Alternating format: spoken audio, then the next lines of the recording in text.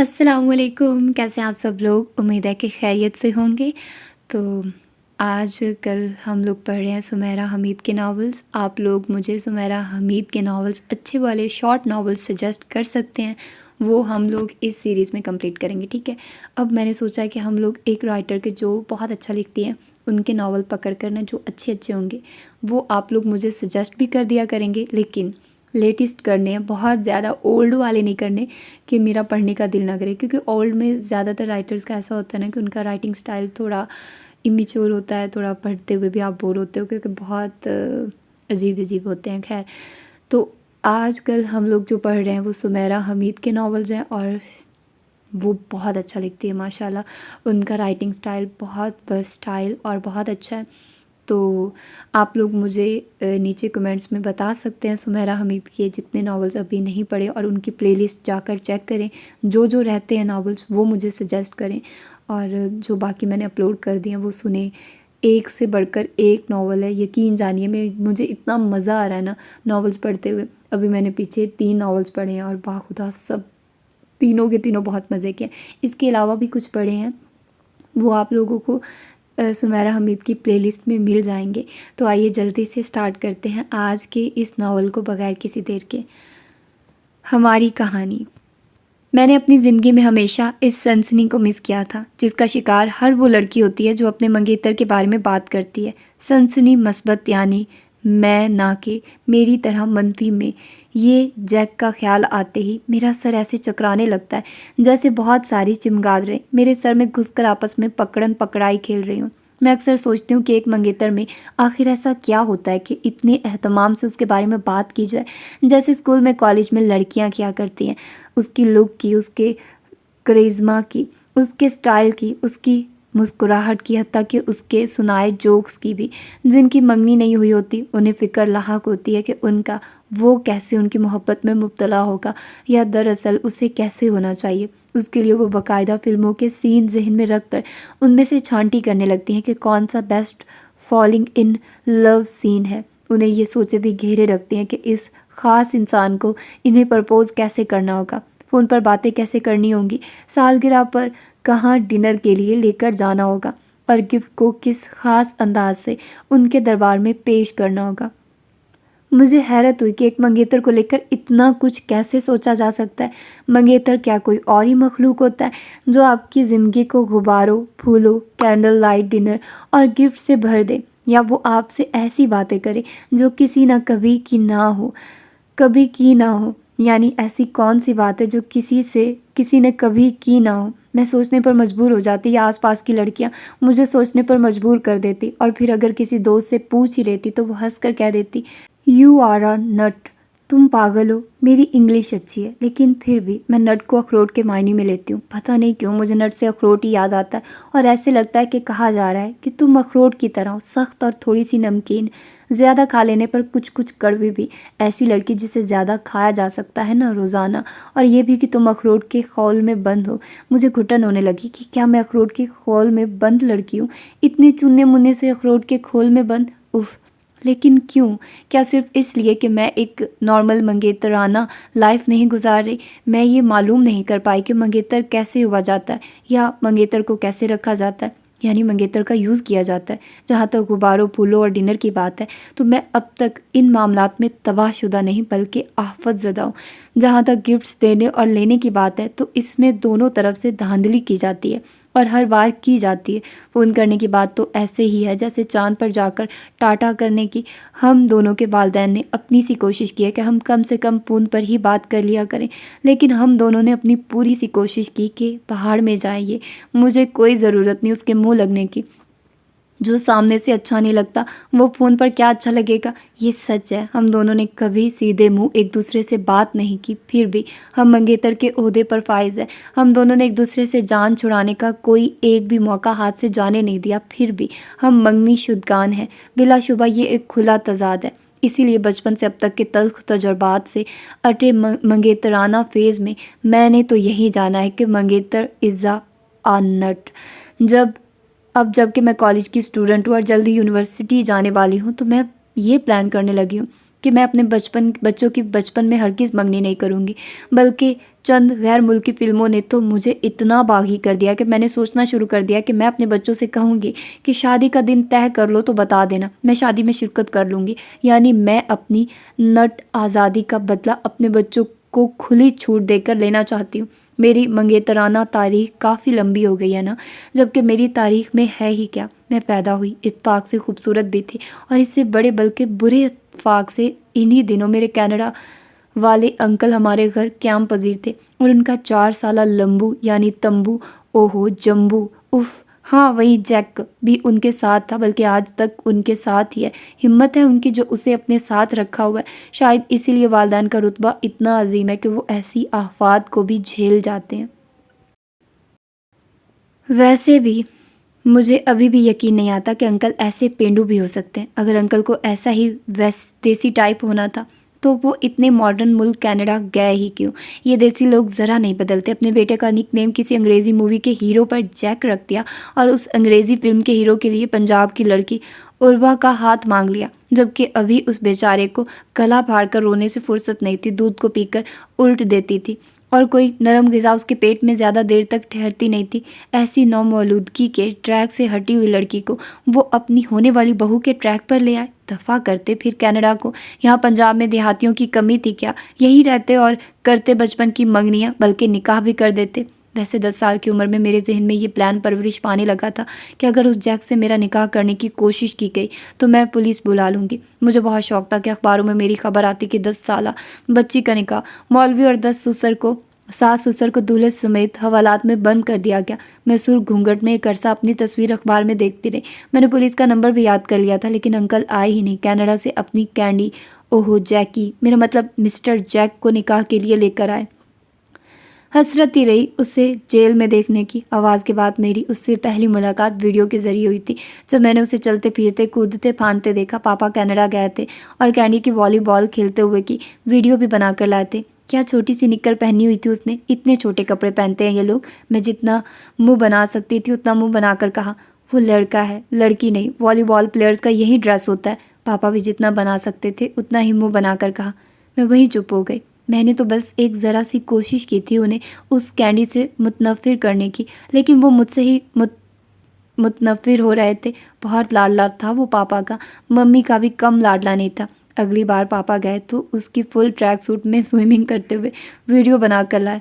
अब ठीक है, पापा ने मुझसे पूछा। जवाब में इस बार मैंने मुंह बना भी लिया और सुझा भी लिया। पापा ने मेरी वीडियो भी साथ ले जाने की कोशिश की थी, लेकिन मैं मानी ही नहीं। जैसे जिसे मिलना है वो घर आ जाए। आए दिन मैं सुनती रहती थी कि फ़लाँ मुल्क घूमने गए, फ़लाँ मुल्क फ़लाँ मैच देखने गए। एक हमारे ही मुल्क नहीं आ रहे थे वो। वैसे पापा ने एक बार उन्हें लाइव क्रिकेट मैच देखने के लिए बुलाया था। वो कैंडी आ भी रहा था, लेकिन फिर उसका कोई स्कूल का मैच आ गया और वो हमारे यहाँ का मैच देखने आ नहीं सका। कहाँ हमारा Pakistan to India home ground match और कहाँ उसका स्कूल का वॉलीबॉल मैच। इतनी इंसल्ट मैंने खाना खाते हुए कहा। पापा को भी गुस्सा आया। जो लोग बाहर चले जाते हैं उनमें मुहिब वतनी ख़त्म हो जाती है। मैंने उनके गुस्से को और हवा देनी चाहिए। ठीक कह रही हो तुम, पापा ने मेरी तायद की और फ़ोन उठाकर अंकल को मुहिब्बुल वतनी याद दिलाई। अंकल को मुहिब वतनी याद आ भी गई और वो आंटी के साथ दिल दिल पाकिस्तान गाते पाकिस्तान आ गए। मैच देखा, शहर घूमा, शॉपिंग की और चले गए। आंटी मुझे तस्वीरें दे गई थी उस टेडी बियर की। शर्म के मारे मैंने कुछ को तो फ़ौरन जला ही दिया। ये क्या तरीका है रीछ की तरह खाल पहनकर पोज बनाना और खरगोश बनी लड़कियों के पीछे भागना। वैसे पता नहीं ऐसी खरगोशनियाँ किस जंगल में पाई जाती हैं जो ऐसे छोटी छोटी फ़्रॉकें पहनती है। मेरी खाला की 4 साल की बेटी भी उनसे बड़ी फ़्रॉकें पहनती होगी जो उसकी खरगोशनियों ने पहनी हुई थी। धनी मुनी फ़्रॉकियों से सजी खरगोशनियों को मैं स्कूल के ले गई। मेरा मतलब उनकी एक तस्वीर को, और फिर तकरीबन पूरे 2 हफ्तों तक हम सब मिलकर तौबा तौबा करते रहे थे।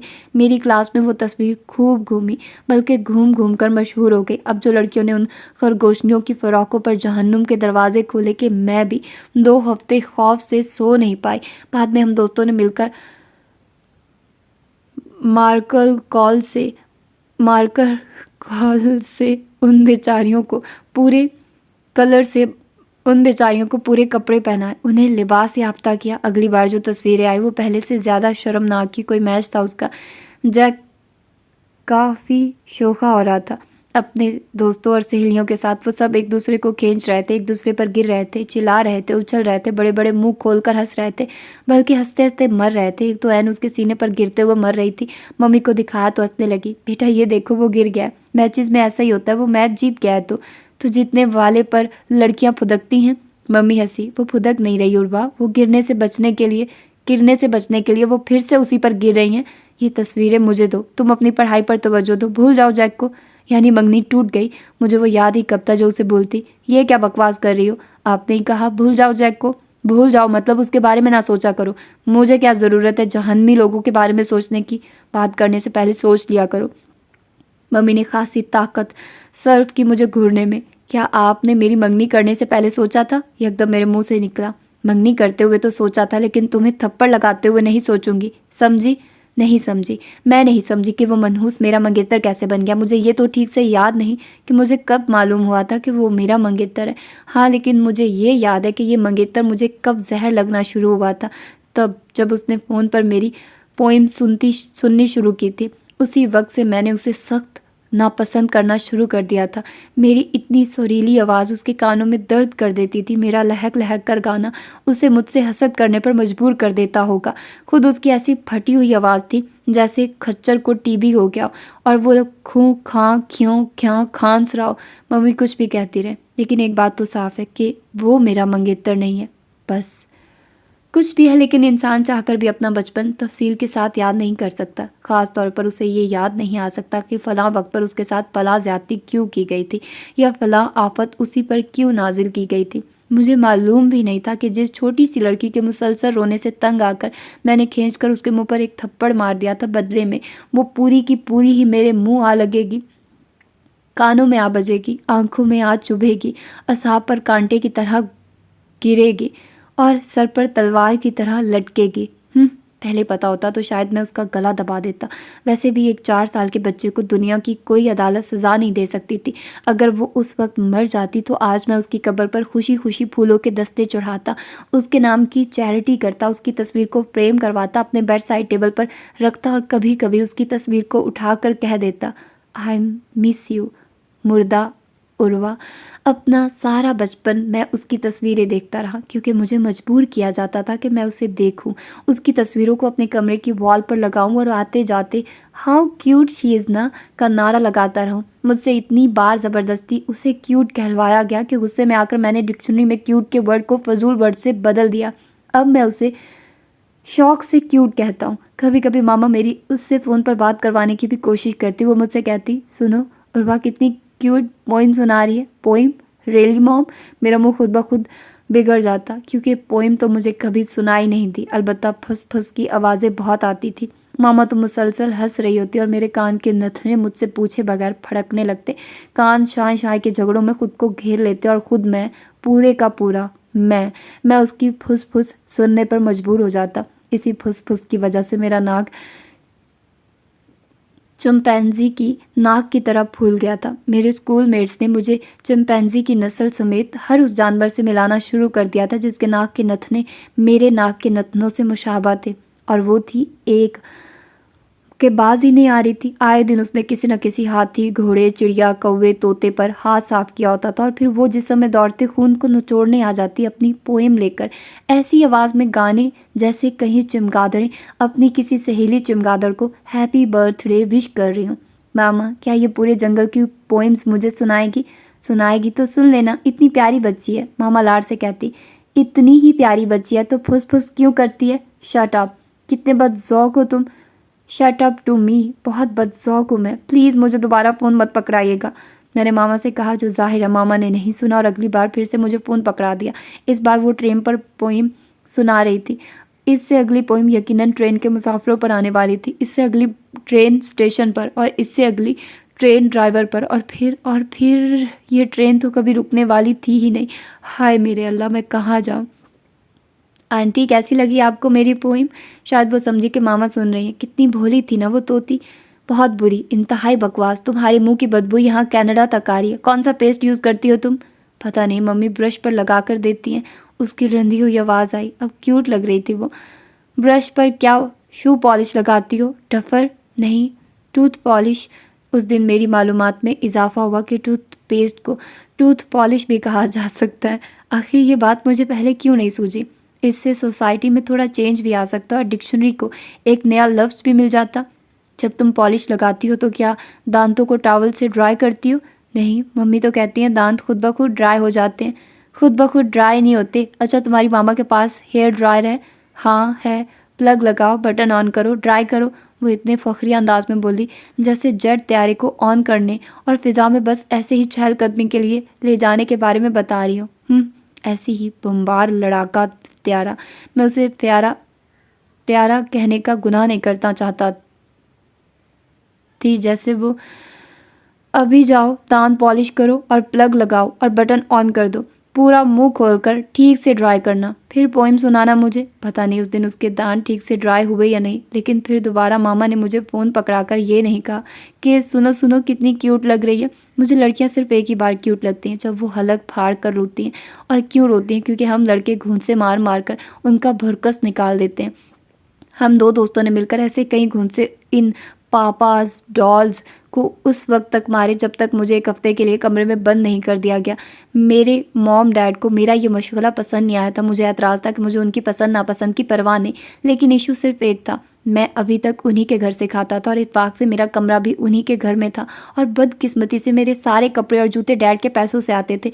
अगर ये बदकिस्मतियाँ हम बच्चों के नसीब में ना लिखी हों तो हम इन पापास डॉल्स का सफाया करके दुनिया को जन्नत बना दें, जो हाथी के कानों जैसी पोनियाँ बनाकर, मुंह फुलाकर, होंठ लटकाकर प्रिंसेस बनी फिरती हैं। फ़ोन पर पोइम के साथ साथ उसकी तस्वीरें भी गाहे बगाए घर आती रहती थी। कैसी अजीब बच्ची थी, जैसे रोबोट।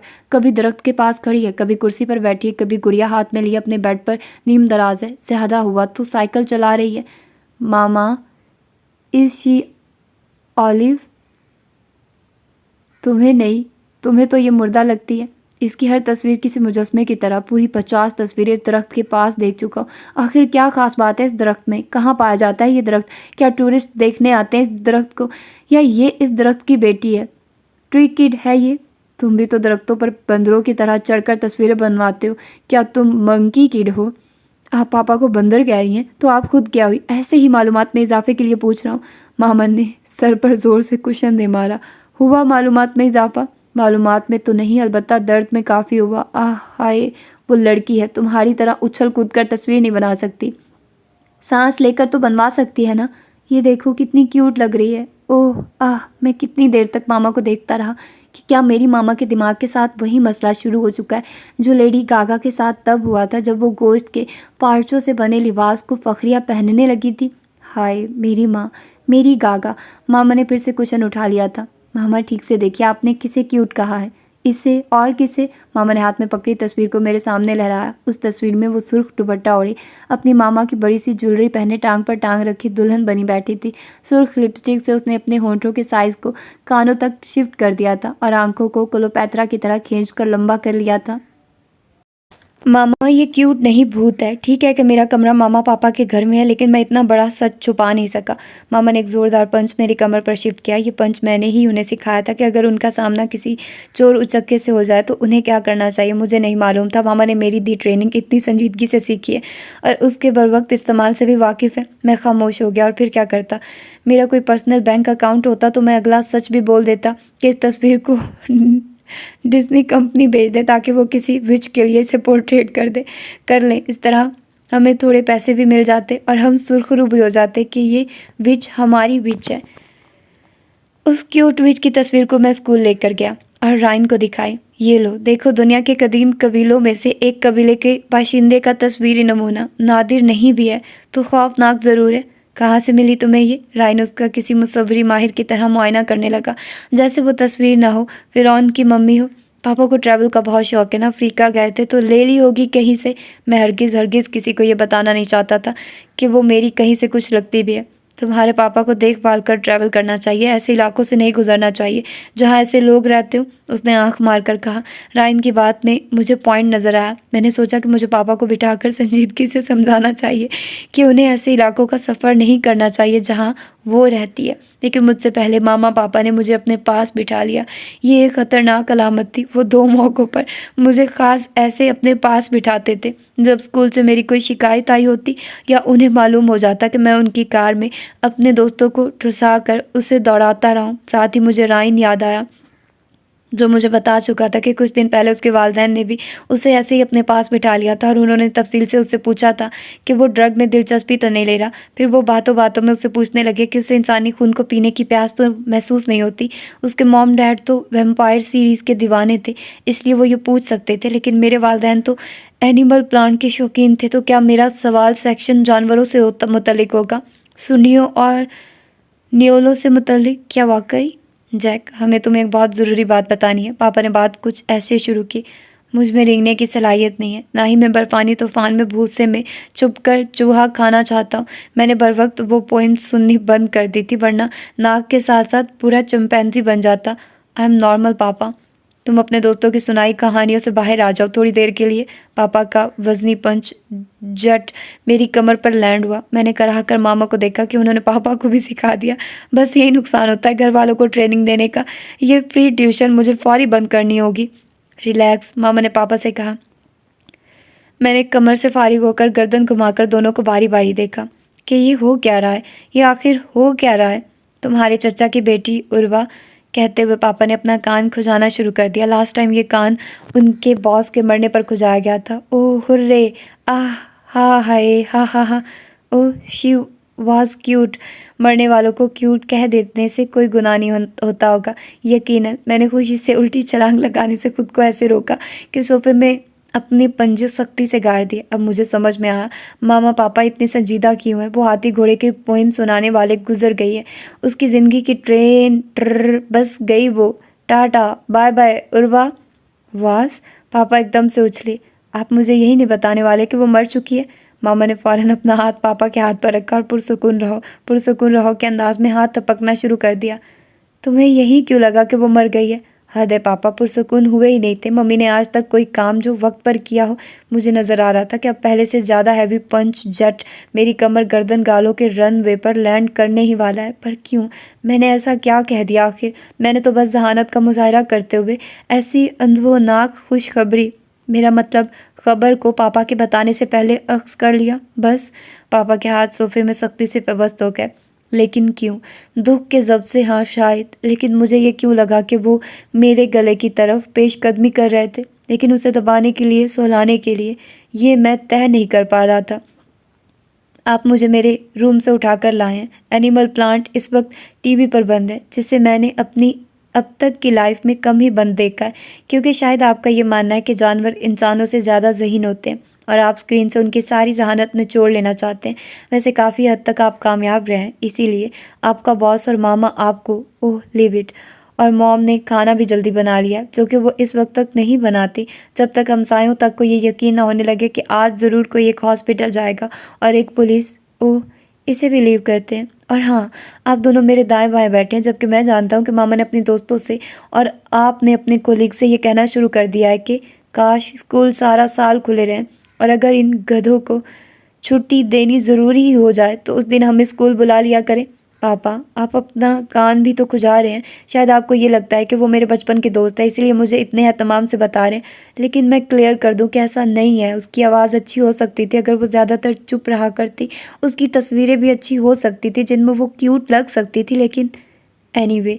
पापा ने हाथ बढ़ाकर रिमोट लिया और एनिमल प्लांट ऑन कर दिया। दफ़ा हो जाओ मेरी नज़रों के सामने से, वो पूरी कुव्वत से चिल्लाए। ओह, लेकिन आखिर ऐसा क्या हुआ है? क्या कर दिया मैंने? तुम जाओ अपने कमरे में।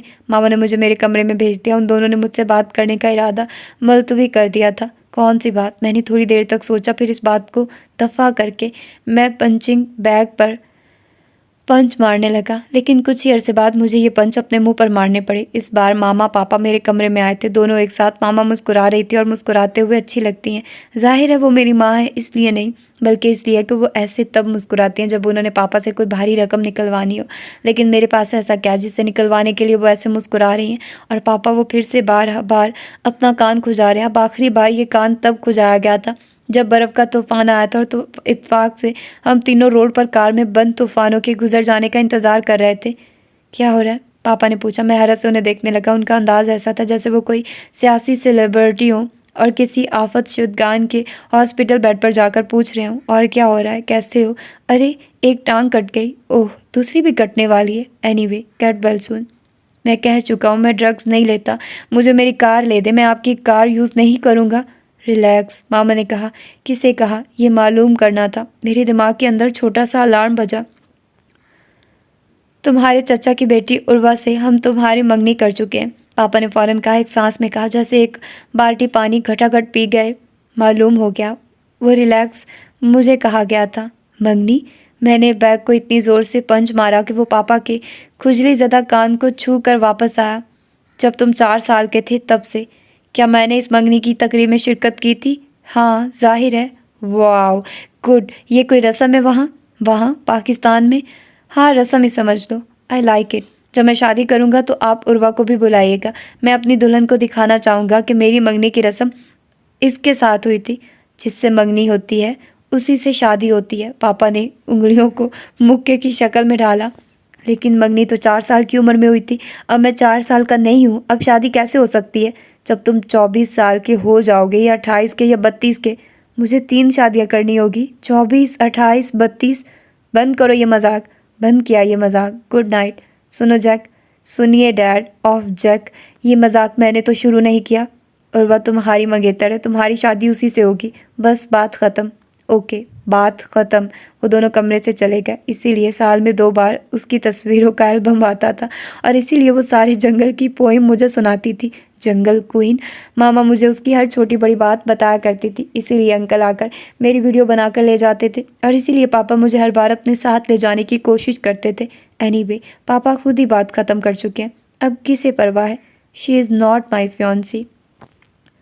वो पहली बार पाकिस्तान आया था। उसका आना अचानक हुआ था। 2 दिन पहले मम्मी को मालूम हुआ था कि वो अपनी तालीमी टूर पर जिन मुल्कों पर निकले हैं उनमें से एक पाकिस्तान भी है। उसके साथ कुछ दोस्त भी थे।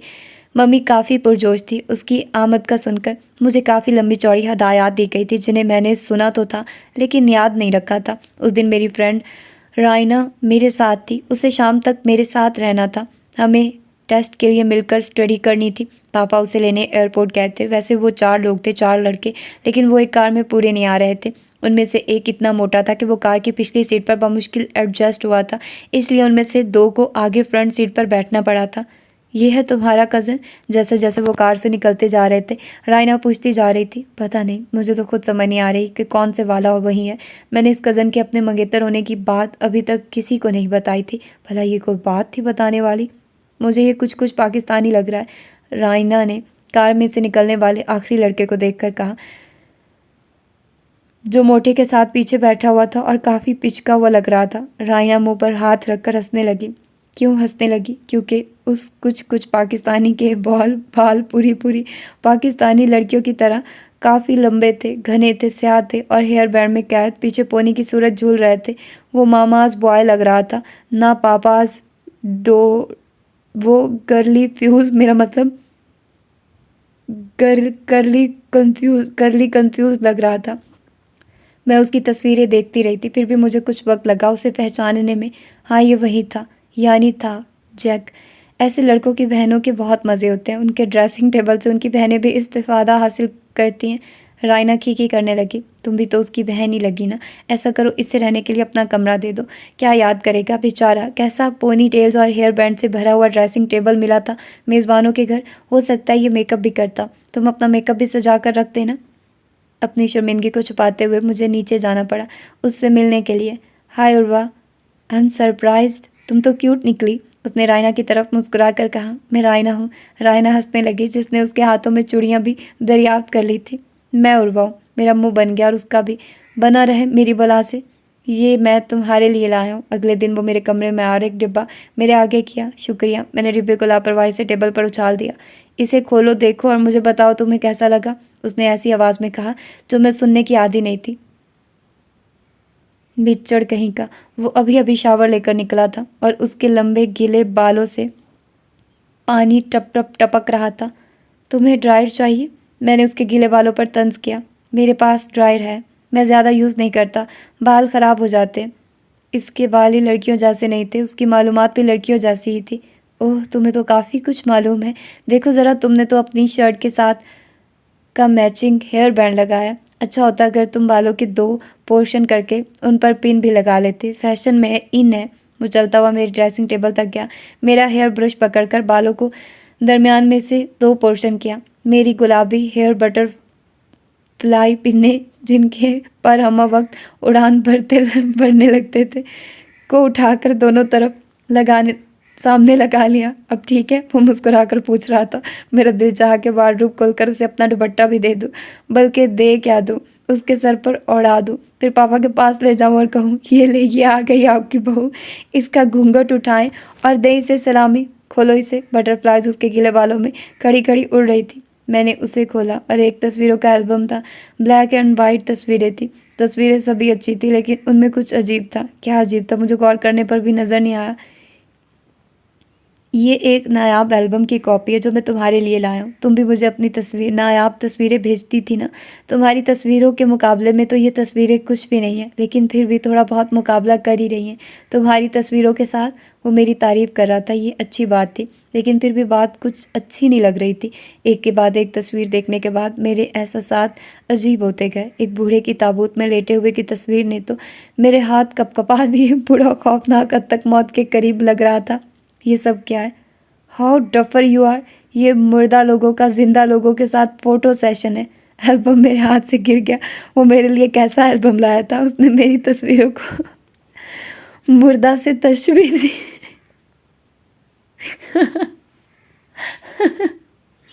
मुर्दा से तशबीह दी थी। उसने झुककर एल्बम उठाया तो उसके लंबे बाल फर्श को छूने लगे।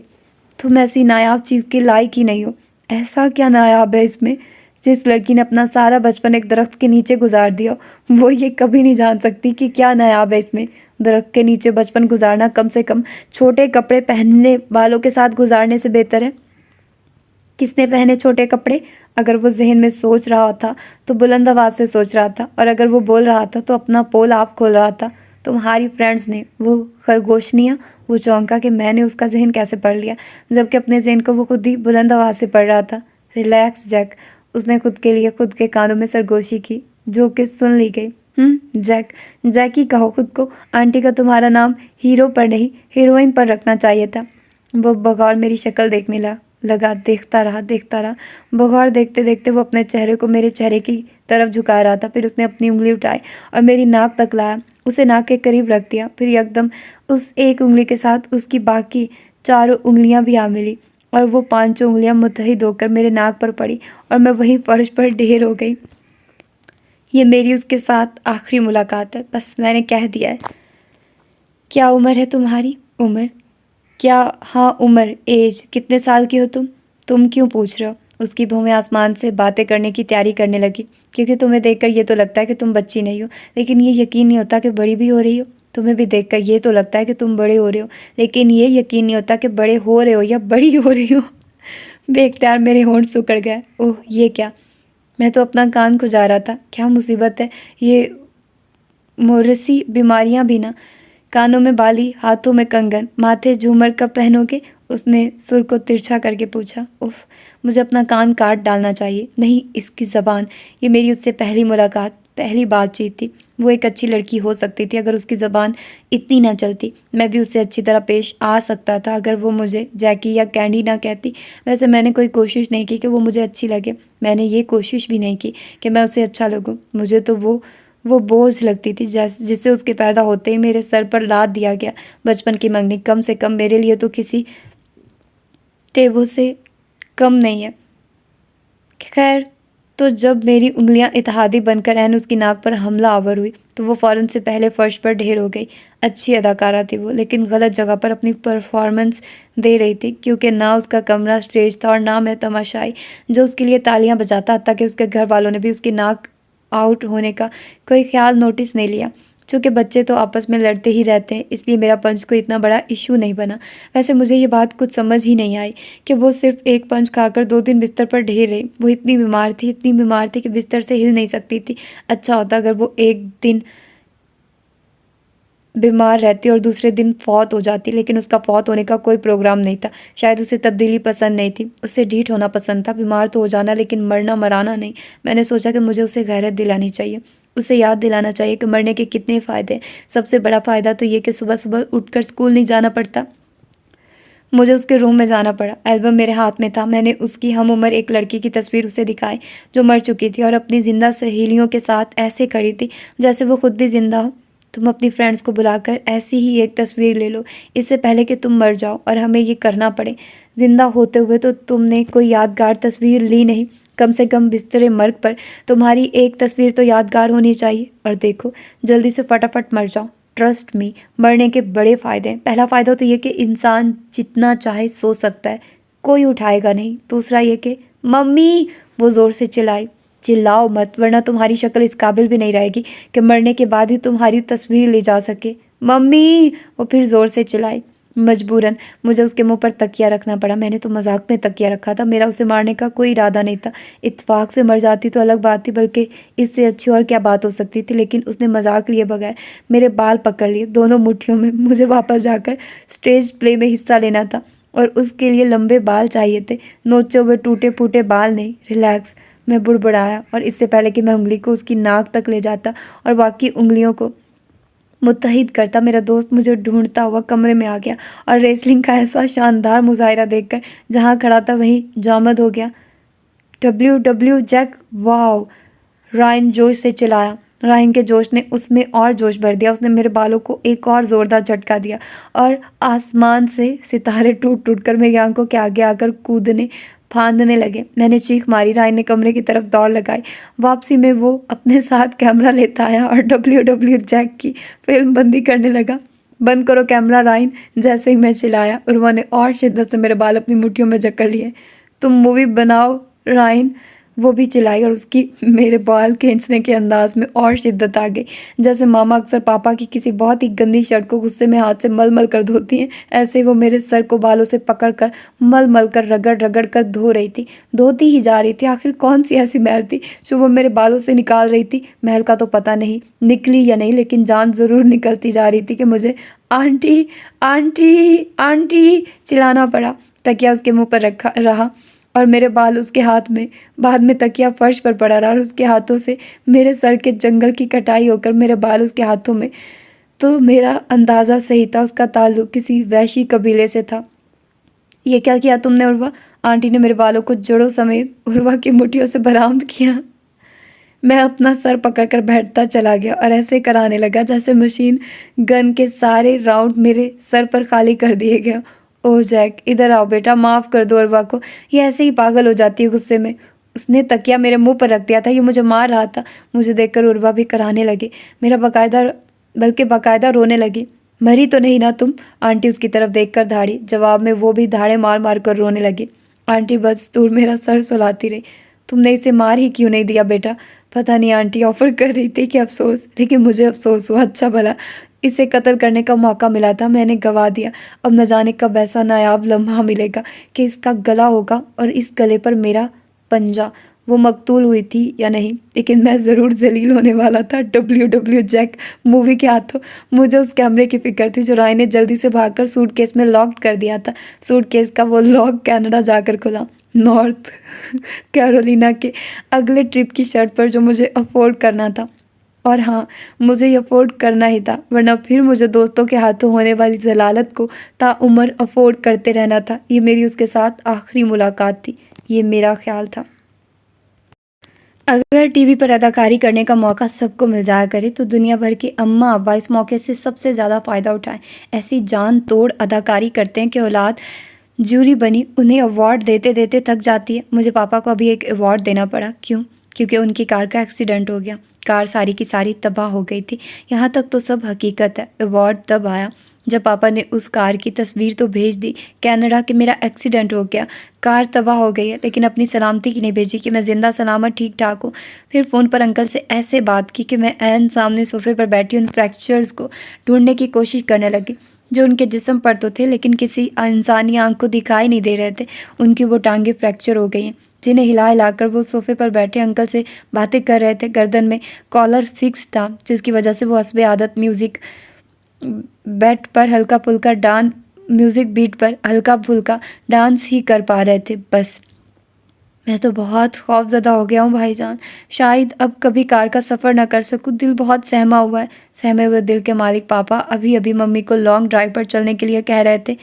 चलते-चलते लड़खड़ा कर गिर जाता हूँ। हाँ, शायद असाबी कमज़ोरी हो गई है। दिमाग में भी कोई मसला हो सकता है। जी, नहीं आपको आने की ज़रूरत नहीं है, मैं ठीक हूँ। दिमाग के टेस्ट का कहा है डॉक्टर ने। नहीं, मैं ठीक हूँ, दिल के टेस्ट भी करवाने हैं। अरे नहीं भाईजान, ऐसे क्यों घबरा रहे हैं आप? अच्छा, कब? ये ले पापा, मैंने स्कूल में जीती अपनी ट्रॉफ़ी लाकर पापा को दी। ये क्या है? वो मुस्कुराने लगे। इसलिए नहीं कि ट्रॉफ़ी मिली, इसलिए कि अंकल आ रहे थे। आपने इतनी अच्छी अदाकारी की, अवार्ड तो बनता है। मम्मी मेरी पुश्त पर आई और मेरे बाल खींचे। अगर हमारी इस दुनिया में ऐसी मम्मियाँ ना हुआ करें तो एशियाई लड़कियों के बाल भी इतने लंबे ना हुआ करें। कुछ चीज़ें सिर्फ रिवायत से ही मिलती हैं, ना तेल से, ना शैम्पू से, सिर्फ बाल खींचने की रवायत से। भाई हैं उनके, बुला सकते हैं बहाने से। बहन भाइयों में यही लाड प्यार मजाक का रिश्ता तो होता है। मुझे क्या पता बहन भाइयों में कैसा रिश्ता होता है। मेरा छोटा भाई तो या सोता रहता है या क्रिकेट खेलता रहता है। उसे तो अक्सर याद करवाना पड़ता है। मैं तुम्हारी बहन हूँ, मेरा नाम उर्वा है। याद आया कुछ? तुम मेरी बहन हो, तुम्हारा नाम उर्वा है। दफ़ा करो ऐसी याददाश्त को। ये मेरे भाई का हाल है। वैसे पापा की ऐसी जानदार अदाकारी का ये नतीजा निकला कि अंकल और आंटी और मिस जैकी एक हफ्ते के अंदर अंदर हमारे घर मौजूद थे। इस बार फिर से मुझे मिस जैकी को पहचानने में वक्त लगा। अब वो गंजा हो चुका था। आम गंजा नहीं हुआ था वो।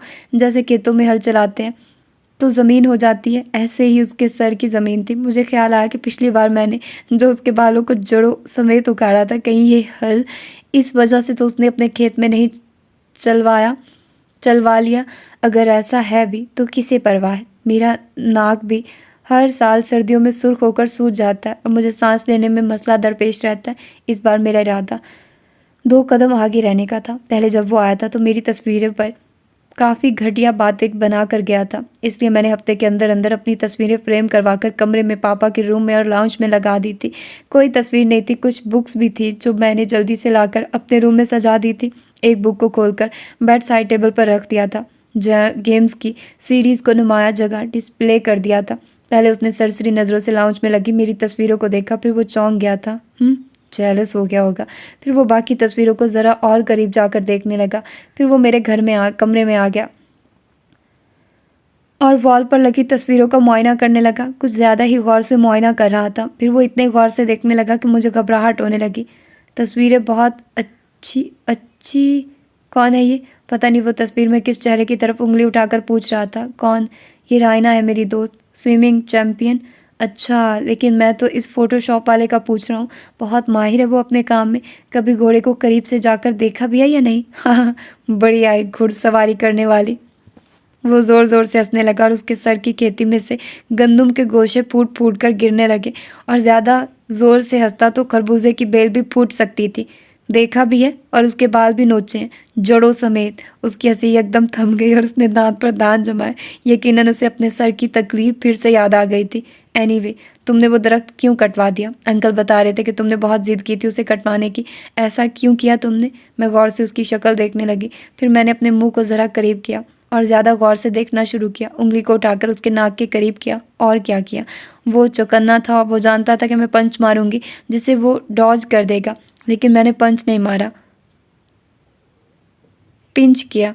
2 उंगलियों से मैंने उसकी नाक पकड़कर मरोड़ दी। लड़के हमेशा ये भूल जाते हैं कि लड़कियां घूंसे से मारती हैं ना किक करती हैं। वो चुटकी भरती हैं, बाल खींचती हैं, नाक कान जड़ से उखाड़ डालती हैं। ये घूंसे और लातों से ज़्यादा कारीगर हथियार है, ज़्यादा तकलीफ दे और ज़्यादा दूर और दर्द असर। तुम क्या वैम्पायर हो? वो चिल्लाया। उसके नाक से खून निकलने लगा था। थी नहीं, लेकिन हो गई हूँ। उसकी बहती नाक को बहते देखकर मैंने इत्मीनान से कहा, तो लो फिर, ये मेरा खून पी लो। उसने अपनी नाक का खून जो उसके हाथ में लग चुका था मेरे आगे किया। नाक पर उसने इतनी बड़ी बैंडेज करवा ली थी कि मम्मी पापा मुझे हाथ से पकड़कर घर से निकालने तक लिए तैयार हो गए। उन्हें ऐसी वैम्पायर औलाद घर में नहीं रखनी थी जो घर आए मेहमानों के साथ ऐसा सलूक करती थी। वो मेरा खाना पीना, दाना पानी सब बैन करने के लिए तैयार थे, बल्कि मम्मी तो मेरे गले में फंदा डालकर मुझे घाट पर चढ़ा देने पर भी कमर बस्ता हो गई थी। मुझे उसके कमरे में जाकर सॉरी कहना पड़ा। फिर कहीं मुझे घर में रहने और रात का डिनर करने की इजाज़त दी गई। साथ साथ मम्मी मुझे मखसूस अंदाज से घूरती रही। इस घूरी के कई मतलब थे, बल्कि उनमें छुपी कहीं धमकियाँ थी, जैसे कि मेहमानों को जा लेने दो, फिर तुमसे पूछती हूँ, अब लेकर दिखाना मुझसे अपनी पॉकेट मनी। शॉपिंग पर मेरे साथ जा सकती हो, लेकिन बैग्स उठाने के लिए खबरदार, जो तुमने किसी कपड़े, जूते, बैग, ज्वेलरी की तरफ उंगली की तो उंगली काट दी जाएगी। घर में जो पकेगा वो खाना पड़ेगा, और घर में इन दिनों फिर सिर्फ टिंडे और बैंगन ही बनेंगे। और इन सब में सबसे खतरनाक धमकी ये थी कि मेरी कोई भी दोस्त मुझसे मिलने घर आएगी तो उसे मेरी बदतमीज़ी की सारी कहानी बमा मुबालगा सुनाई जाएगी। जाहिर है मेरी वो अच्छी दोस्त ये कहानी बाकी अच्छी दोस्तों को सुनाएगी, और फिर सब अच्छा अच्छा होता ही चला जाएगा। मेरी शोहरत को 4 अच्छे अच्छे चांद लगते ही चले जाएंगे।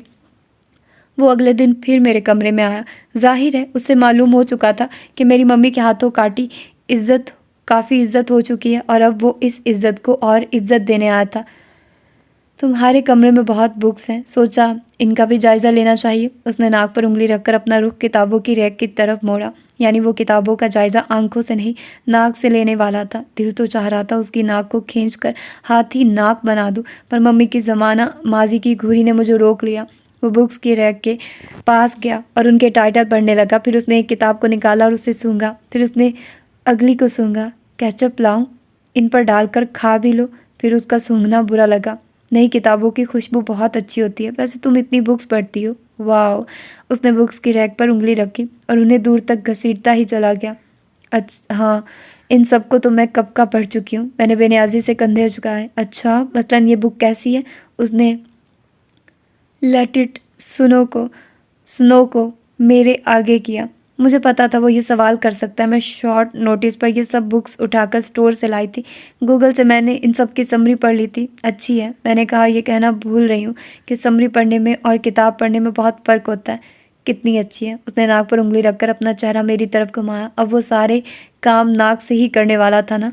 बहुत अच्छी है, मैंने कहा, और याद करने लगी कि उसके किरदारों की कहानी क्या थी। एक नुकसान जो हमेशा हर शोखी मारने वाले को भुगतना पड़ता है वो ये कि वो कहीं ना कहीं गलती कर जाता है। मैंने 8-10 किताबों की समरी पढ़ ली थी, और अब वो समरियाँ एक दूसरे में मिक्स हो रही थी। बस यही गलती हो रही थी।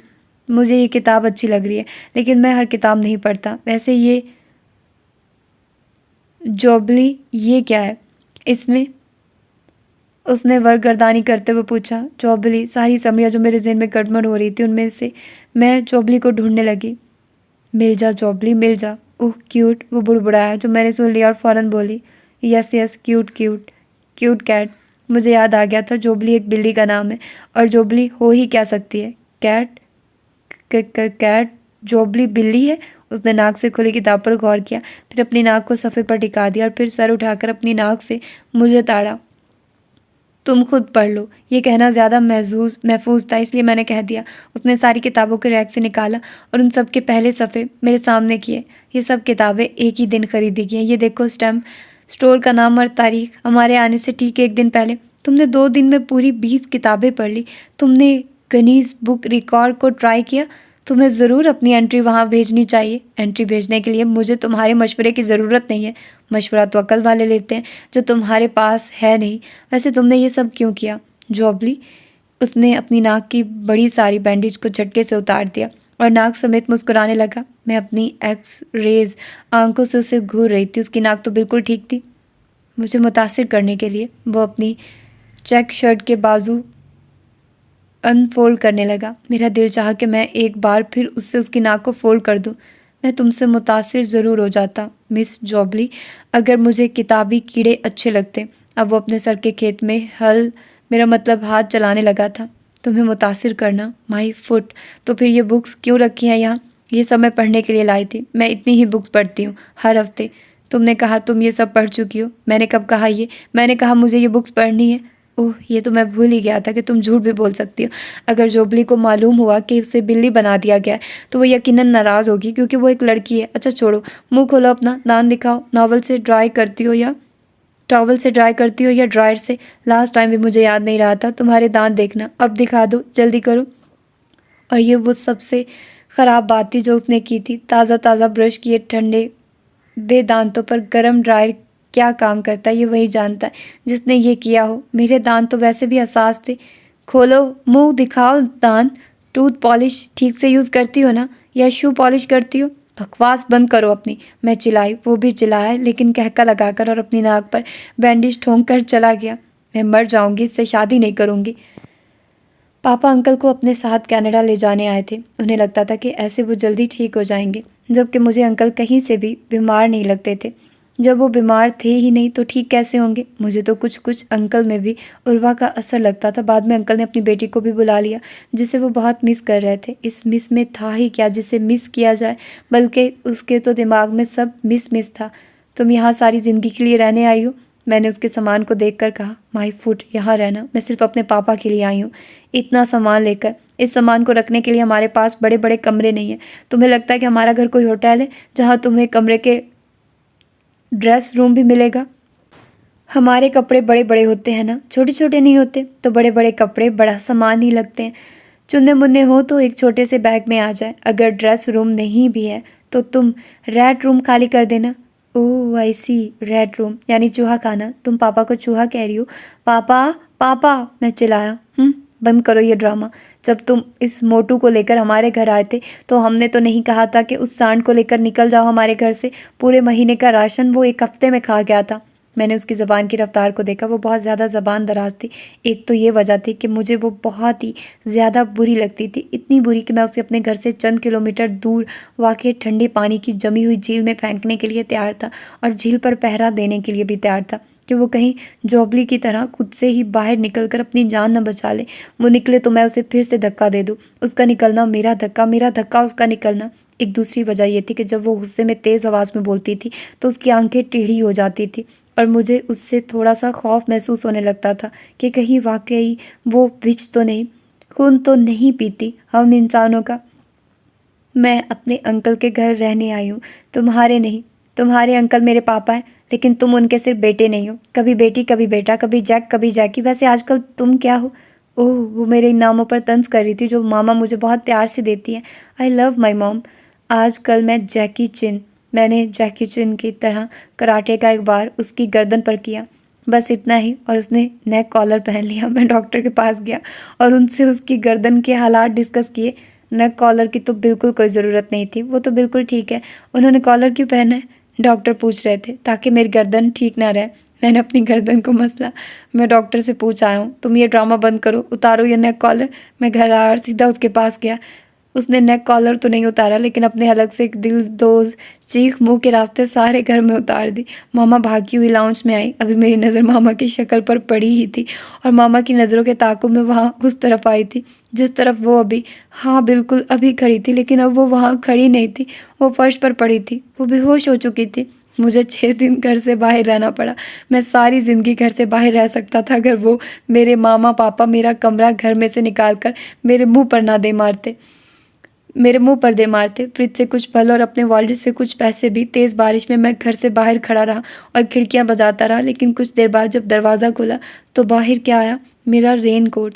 वो भी वो पुराना वाला जिसमें जगह जगह सुराख थे। कितनी बार सोचा कि इस रेन कोट को फेंक दूँ, लेकिन फेंका नहीं गया। आज यही रेन कोट मेरे मुँह पर दे मारा गया, और इस रेन कोट ने मुझे ठंड से मार दिया।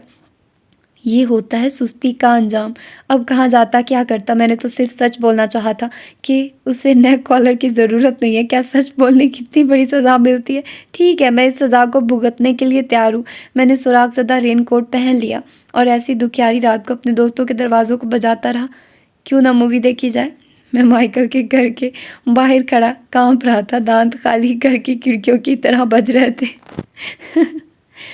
ऐसी बारिश में ऐसे फटे हुए रेनकोट को पहने तकरीबन भीगे हुए खड़े, तुम क्या कह रहे हो? ऐसी बारिश में ऐसे फटे हुए रेनकोट को पहने तकरीबन सारा भीगे हुए मैं तुमसे मूवी देखने के लिए कह रहा हूँ। चिशमिश, तुम्हारा पहले तो ऐसा कोई प्रोग्राम नहीं था। उसने अपने चश्मे को उतार कर गौर से मुझे देखा। सिर्फ माइकल ही ये कर सकता था, चश्मे को उतार कर देखना। तुमने पहले तो कभी इतने सवाल नहीं किए। उसे धक्का देकर मैं खुद ही उसके घर के अंदर घुस गया और किचन की तरफ लपका। तुम पहले कभी ऐसी सवालिया शक्ल के साथ मेरे घर के दरवाजे पर भी नहीं आए। किचन टेबल पर रख आध खाए सैंडविच को खाकर उसने बामुश्किल मेरी पहुंच से बचाया। सुनो, मूवी रेडी करो, मैं कुछ खा कर आ रहा हूँ। तुम डिनर करके नहीं आए घर से? अपना मुंह बंद करो और जाकर मूवी रेडी करो। ये थी मेरी मूवी नाइट ट्रिप की पहली नाइट। मैं मूवी नाइट का बहाना करके अपने दोस्तों के घर रात को मूवी देखता और फिर वहीं सोता बन जाता। 7वें दिन मुझे राइन जिसके घर में मेरी ये तीसरी मूवी नाइट थी, ने हाथ पकड़कर बाहर निकाल दिया। अगर तुम आज भी यहाँ रहे तो मुझे भी तुम्हारी तरह मूवी नाइट्स पर एक पूरा हफ्ता गुजारना होगा। अफसोस मुझे किसी और के बेड पर नींद नहीं आती और सोफे पर मैं पूरा नहीं आता। कैसे दोस्त हो तुम, सिर्फ 3 दिनों में ही तुम्हें ये सब याद आ गया। मैं तो तुम्हारा दोस्त हूँ, लेकिन मेरे मॉम डैड तुम्हारे दोस्त नहीं हैं। लेकिन तुम उन्हें कायल कर सकते हो। उन्होंने मुझे कायल कर लिया है कि या तुम यहाँ रहोगे या मुझे भी जाना होगा। तुम उनकी औलाद नहीं हो क्या? ऐसा कैसे कर सकते हैं वो तुम्हारे साथ, तुम्हारे दोस्त के साथ, जैसे तुम्हारे मॉम डैड ने तुम्हारे साथ किया? तुम उनकी औलाद नहीं हो क्या? वो तो मेरी एक कज़न आई हुई है, मुझे उसकी शक्ल नहीं देखनी इसलिए, या उसकी शक्ल को मास्क पहना दो या खुद काला चश्मा लगा लो। लेकिन अब चले जाओ, मेरी मॉम ने तो वार्डरोब ब्लॉक कर दिया। मैं एक ही ड्रेस में एक हफ्ता कैसे गुजारूंगा? तुम्हें तो रेन कोट मिल गया था, मुझे टीन पेपर भी नहीं मिलेगा।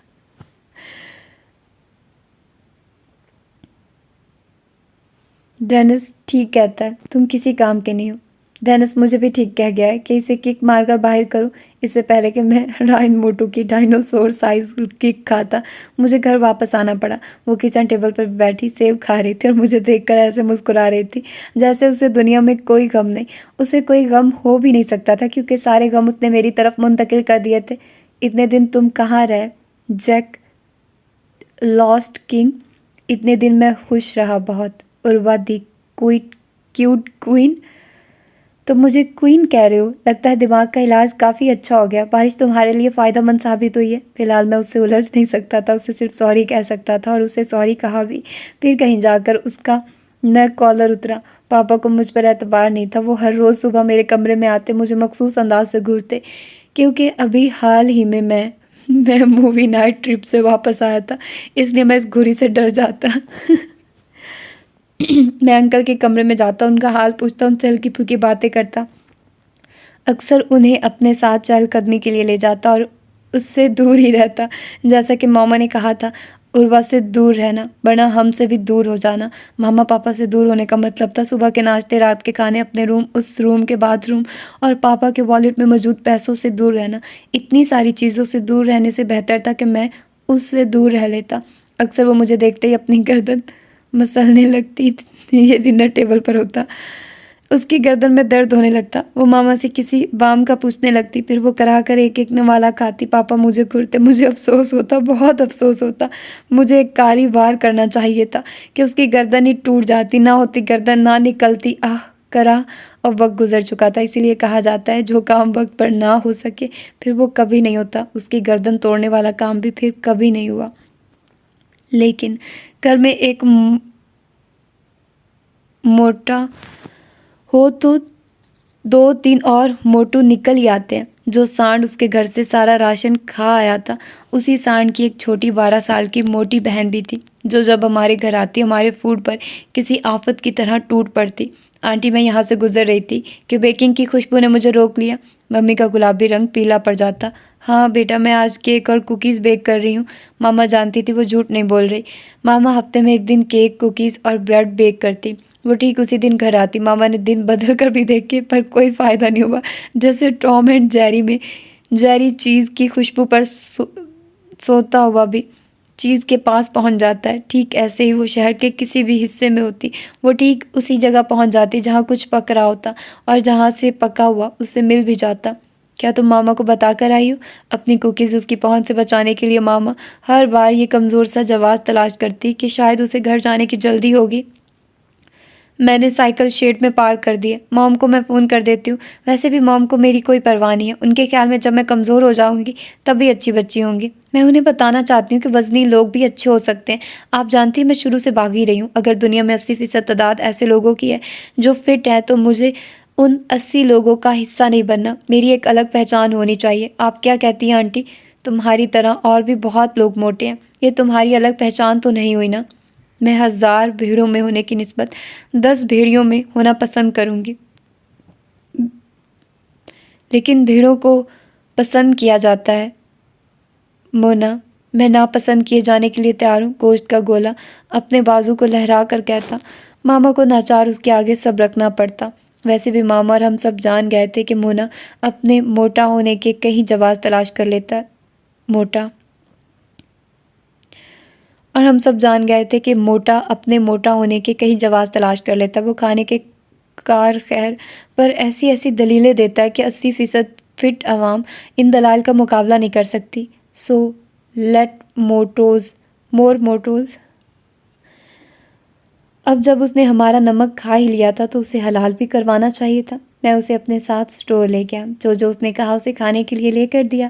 बदले में उसने बस इतना किया कि वो उर्वा को अपने साथ चहलकदमी के लिए ले गई। वापसी में उर्वा को मामा बमुश्किल उठाकर अपने साथ घर लाई। फिर घर से डॉक्टर के पास लेकर गई। इमरजेंसी में छोटी मोटो लड़खड़ा कर गिरी और ठीक उर्वा के ऊपर गिरी, जो ग्राउंड पर हाथ सर के नीचे रखे पुरसुकून अंदाज में आसमान का नज़ारा कर रही थी। हो गया नज़ारा, चलो अब अपने घर वापस। मैं तुम्हें अपने इस घर में बर्दाश्त नहीं कर सकता। मुझे ऐसा लगा जैसे मेरे ऊपर कोई पहाड़ आ गिरा। मेरी आंतें अगर बाहर नहीं आई थी तो इसका मतलब साफ था, वो अंदर ही टूटकर गिर गई थी और अब किसी और रास्ते से बाहर आने वाली थी। पूरे 2 मिनट तक मैं पेट के बल अपना दर्द काबू में करने की कोशिश करती रही। मोना भाग कर गई और घर से आंटी को बुला लाई। पूरे 1 हफ्ते तक मैंने जो खाया वो खाते ही बाहर आया। दर्द जिस चिड़िया का नाम है वो मैंने चिड़ियों के झुंडों से जाना। मुझे कई दिन तक बेड रेस्ट करना पड़ा और जाहिर है कि 12 साल की बच्ची ये सब बर्दाश्त नहीं कर सकी। उसने हसास से जुर्म के असर को ज़ाहिर करने के लिए बहुत ज़्यादा खाना शुरू कर दिया, साथ साथ उगलना भी शुरू कर दिया। जैक ने कहा था मुझे ये करने के लिए, उसने उगल दिया। How cute. मैंने मुना के गाल पर प्यार किया। दिल तो कर रहा था दांत से गाल काट लूं, लेकिन बच्ची थी। फिर मैं उस बच्ची के देश में थी, कुछ भी हो सकता था। तुमने उसे मना नहीं किया था? नहीं, मैं मना नहीं कर सकी। वो मुझे स्टोर में ले गया। जिस जिस चीज़ पर मैंने हाथ रखा उसने मुझे वो ले दी। फिर जब सब बैग्स अपने हाथ में रखकर उसने कहा, एक हाथ लो, एक हाथ दो। मैंने अपना लेने वाला हाथ बढ़ा दिया और उसने मेरा देने वाला हाथ पकड़ लिया। अगर मैं मर जाती तो मैं गॉड से माफ़ी मांग लेती। गॉड बहुत अच्छे हैं, वो माफ़ कर देते हैं। जैक ने कहा था, मोटे लोगों के नीचे आकर कोई नहीं मरता। तुम गॉड से माफ़ी तो मांग लेती, लेकिन मेरी जान तो वापस नहीं आती ना। मामा कहती हैं कुछ नुकसानों पर सब्र करना ही पड़ता, जाने वालों को जाने देना चाहिए। मेरी जान के ज़िया पर उसके कितने नादिर ख्यालात थे। राज उगलने के इनाम के तौर पर मैंने उसे चॉकलेट का एक पैकेट दिया, जिसे लेकर वो मेरी शक्ल देखने लगी। क्या हुआ, तुम ये चॉकलेट नहीं खाती? मैंने आपकी जान बचाई। अगर मैं मज़ीद और 2 मिनट तक आप पर गिरी रहती तो आप इस वक्त बेड पर नहीं ताबूत में लेटी होती। अब आप बदले में मुझे ये नन्ना मुन्ना पैकेट दे रही हैं। ये तो मैं स्कूल बस में बैठे बैठे खा जाती हूँ। अभी कुछ देर पहले वो शर्मिंदा हो रही थी और अब वो मुझे शर्मिंदा कर रही थी। ये मोटे लोगों का कोई दीन ईमान है ये या नहीं? फ़िलहाल तो मेरे पास ऐसा कुछ नहीं है कि तुम्हें खाने के लिए दूँ। अलबत्ता तुम केचप लगाकर मुझे खा सकती हो। मैंने आह भरकर कहा। उसने मुंह बना लिया। मैं सिर्फ अच्छे खाने खाने की शौकीन हूँ। तौबा तौबा, ये मोटे लोग तो मुंह फट भी होते हैं। गर्मियों की छुट्टियाँ ख़त्म हो रही थी, मुझे घर भी जाना था। पापा पहले ही जा चुके थे।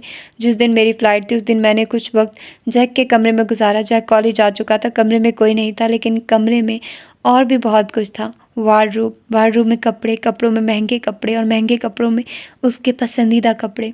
एक यूरोपियन कंट्री में रहने वाले के पास घर के बाद सबसे ज़्यादा कीमती क्या होता है? एक ऐसी कंट्री जहाँ सर्दियों में दर्जा हरारत मनफी हो जाता है, वहाँ सबसे कीमती क्या होगा? घर के हीटिंग सिस्टम के अलावा बॉडी ब्रीथिंग सिस्टम ना, उसके गर्म कपड़े, महंगे नफीस कोट, बर्फानी तूफ़ान में ठंड से बचाने वाले हुड, रंग बिरंगे स्वेटर, मुख्तलिफ शेड्स की लेदर जैकेट्स। कनाडा जैसे ठंडे बर्फानी मुल्क में सबसे ज़्यादा कीमती असासा क्या होगा? यही सब ना। बस मैं इस असासे का एक एक बाजू काट लाई। हर शर्ट का, हर कोट का, हर स्वेटर का, हर हुड का। इत्तेफाक से स्वेटरों को दर्जी ठीक नहीं करते और कोट कंपनियों के पास वापस नहीं जाते कि जी हमसे इसका एक बाजू कट गया, अब ये ले ले और दोनों बाजुओं वाली दे दें। इत्तेफाक से स्वेटर, शर्ट्स, कोट बनाने वाली कंपनियां एक्स्ट्रा कपड़ा भी कस्टमर को नहीं देती कि अगर कोई आस्तीन काट कर ले जाए तो उसे जोड़ लीजिएगा। मैं ये नहीं कहूँगी कि मैंने उसका काफ़ी नुकसान किया, हाँ, लेकिन मैं ये ज़रूर कहूँगी कि मैंने उसका ठीक नुकसान किया। मैं तसव्वुर की आंख से देख रही थी कि वो अपने मलबे पर बैठा चिल्ला चिल्ला कर कह रहा है कि ये मैंने क्या किया है। लेकिन उसकी बात का यकीन कौन करता? आंटी और अंकल यही समझ रहे होंगे कि सब उसने किया और वो नाम बेचारी उर्वा का लगा रहा है। मेरी चंद करीबी दोस्तों को मालूम हो चुका था कि मैं मंगनीशुदा हूँ। अब ये मंगनी कैसी चल रही है ये उन्हें मालूम नहीं था। वैसे भी ये मंगनी लूली लंगड़ी थी, बल्कि ये मेरे और जैक की तरफ से कोई वजूद ही नहीं रखती थी। ये सिर्फ हम दोनों के माँ बाप के लिए थी। मुझे वो कतई पसंद नहीं था। पहली बात तो ये कि उससे शादी हो ही नहीं सकती थी। अगर हो भी जाती तो बहुत जल्द तलाक तक नौबत आ जाती। ऐसी शादी का फ़ायदा जिसके फौरी बाद अदालतों के चक्कर लगाने पड़ते। मुझे यूनिवर्सिटी जाना था और फिर मुझे ये ऐलान करना था कि मुझे किसी भी सूरत उस जैकी से शादी नहीं करनी, जो ये तय ही नहीं कर पा रहा था कि उसे क्या बने रहना है। वो खुद भी इसी इंतज़ार में लगता था कि वो अपनी तालीम से फारिग हो और मंगनी को छोड़ने का ऐलान करे, और उसने ये ऐलान कर दिया। पापा और अंकल के फर्स्ट कज़न की इकलौती बेटी का निकाह था और वो सब उसमें शिरकत करने के लिए आए हुए थे। अस्सलामुअलैकुम मोहतरमा उर्वा। ये उसका इब्तदाई अंदाज़ था मुझसे बात करने का, जो काफ़ी महज़ब था। मम्मी पापा तो उन्हें लेने एयरपोर्ट गए थे। सिर्फ मैं और रक्षान ही घर थे। वो कार से बाहर निकलकर सबसे पहले चलता हुआ मेरे पास आया। वालेकुम अस्सलाम मोहतरम जैक। मैं जैक नहीं हूँ, मुझे अमार कहा जाए। तो वो अपने पैदाइशी नाम को इस्तेमाल करने के लिए तैयार हो चुका था। इस बार वो काफ़ी इंसानी हुलिये में मलबूस आया था। ना बालों में कोई हल फिरा हुआ था, ना कोई करंट दौड़ाया गया था, लेकिन उसने जो टी शर्ट पहन रखी थी वो काफ़ी इनकलाबी सी थी। उसकी एक आस्तीन किसी और ही फैब्रिक की थी। वो आस्तीन उस शर्ट का हिस्सा नहीं लग रही थी। उसे देखकर ये अंदाज़ा लगाने की कोशिश की जाती थी कि वो किसी स्टेरियो फैशन को फॉलो कर रहा है या किसी स्टेरियो फैशन को सेट कर रहा है। उसकी शक्ल जितनी मेच्योर्ड हो रही थी, उसकी शर्ट उतनी ही उस मेच्योरिटी के ख़िलाफ़ जा रही थी। वो इन्हीं शर्टों में से एक थी जिस पर मैंने कैंची चलाई थी। मैंने देख लिया था कि मैं उसकी शर्ट को देखकर अपनी हंसी दबाने की कोशिश कर रही हूँ। अच्छा है ना, ये नया फ़ैशन मेरे दोस्तों में काफ़ी मकबूल रहा है। मकबूल और ये, मैंने खुद को खुलकर हंसने की इजाज़त दी और शर्ट की तरफ उंगली उठाकर कहा हाँ। उसने खुद को अपनी हंसी गायब करने की तनबीह की और दांत पीस कर कहा, दांत को दांत पर ऐसे जमाते हुए। वो कुछ ऐसे लग रहा था जैसे उसके दांतों पर एल्फी चिपका दी गई हो और अब वो इस एल्फी से जान छुड़ाने की कोशिश करते हुए हकलाने लगा। एक अरसा हुआ मुझे ऐसे मकबूल हुए। तुम्हें मेरा शुक्रगुजार होना चाहिए मिस जैक। मैं ज़रूर तुम्हारा शुक्रिया अदा करके जाऊंगा मिस हाई जैक। अंकल उसे घूरते हुए करीब से गुजर गए। शायद वो उससे खाइफ थे। आंटी ने उसके कंधे पर हाथ रखा।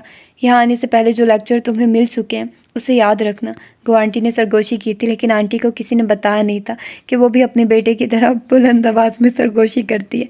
मैंने बामुश्किल अपनी हंसी काबू में की।